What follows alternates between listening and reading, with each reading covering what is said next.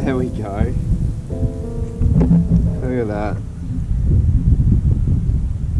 That's what you call a hook set in the head on the big Nichols spoon. Well, not the big one. It's actually the small Nichols spoon, but quite a big spoon.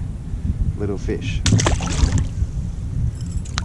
Let's get another one. What up, amigos? Let's talk Nichols Flutter spoon. So, the Nichols Flutter spoon, I love this thing for just chasing schooled up winter Australian bass.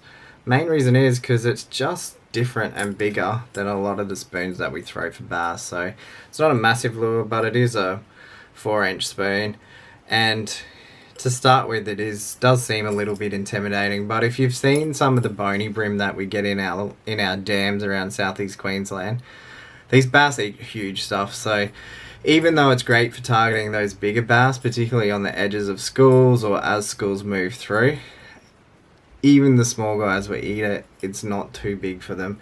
This is actually the smallest version, so I think it's the 4-inch Nichols Flutter spoon. They do get a lot bigger than that, but I haven't worked up to it yet, and you know, I'm most confident throwing the 4-inch one. When I sort of started fishing this thing, I thought it was very much a lift and drop lure, which works really, really well. So you'll see in the footage, it does kind of erratic shimmy as it goes up.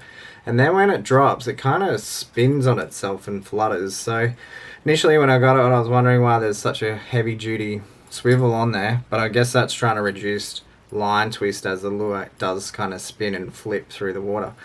The other thing that this works really well with is on a slow roll. So it'll sit like that and it'll shimmy side to side through the water, and picks up a lot of fish in that way. The lure comes standard with quite a substantial treble down the bottom there. It does have some tinsel on it. I think that's not a bad thing, as it gives the fish something to target, and probably helps with hookups a little bit. I reckon you could rig some assist hooks on there, but I like fishing things out of the box to start with and just see how it goes. I'm not sure how the assist would go with it flipping and spinning through the water. They might get tangled a little bit, but you know, the hookup rate on this thing has been alright, despite the fact that it's only got one big single treble on the bottom of there.